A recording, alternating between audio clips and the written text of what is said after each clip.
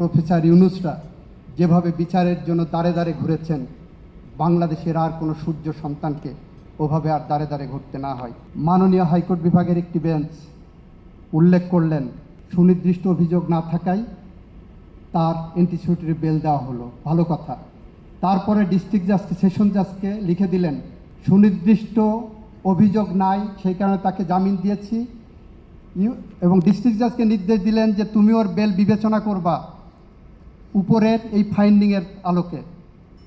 হয়রাজ আমরা এফআইআরে দেখছি সুনির্দিষ্ট অভিযোগ আছে।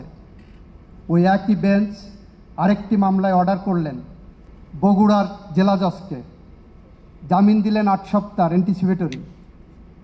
তারপরে বললেন the anticipatory bail will be given effect from the date of furnishing bail bond. 2 বছর পরে যদি সেই বেল বন্ড সাবমিট করে তাহলে এই 2 বছরের মধ্যে সে ফ্রি হ্যান্ড ঘুরে বেড়াতে পারবেন।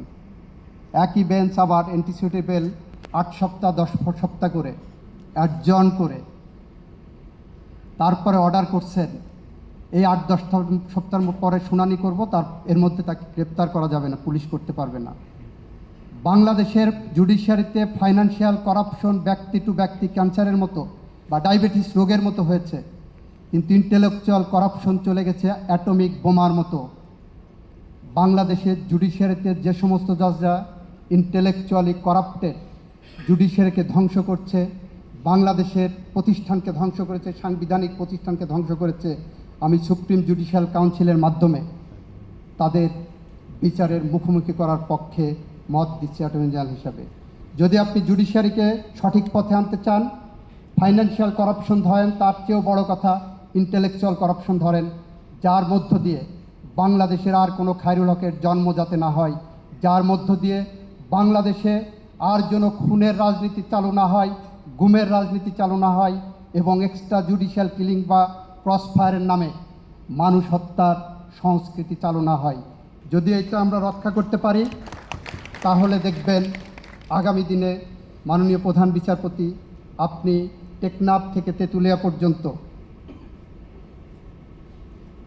রূপসা থেকে পাথুরিয়া পর্যন্ত হেঁটে যে স্বপ্নের বাংলাদেশ করছেন, ব্রিটিশ স্টাইলে ব্রিটিশ সরকারের মতো যে জুডিশিয়ারি বা সভ্য দেশের যে জুডিশিয়ারি আপনি প্রতিষ্ঠা করতে চাচ্ছেন, নিশ্চয়ই সেই পথে আমরা হাঁটতে পারব। এবং সেই পথের সূচনা হিসাবেই ইতিমধ্যেই আজকের সেমিনারে আপনি আমাদের বাংলাদেশি সংস্কৃতির 1:30টার পরে লাঞ্চ হয়, আপনি 12টায় লাঞ্চ চালু করেছেন। আমরা 9টায় ডিনার খাই, আপনি 6:30টায় ডিনার দেবেন। আমরা আশা করি এই শুভ সূচনা, British style, British civilization, British জুডিশিয়ারির যে শুভ সূচনা আপনি করলেন, আমরা আগামী দিনে এরকম একটি বিচার বিভাগ পাবো, যে বিচার বিভাগের মধ্য দিয়ে নোবেল লরেটি প্রফেসর ইউনূসরা যেভাবে বিচারের জন্য দাঁড়ে দাঁড়ে ঘুরেছেন, বাংলাদেশের আর কোনো সূর্য সন্তানকে ওভাবে আর দাঁড়ে দাঁড়ে ঘুরতে না হয়। সবাইকে ধন্যবাদ। আসসালামু আলাইকুম।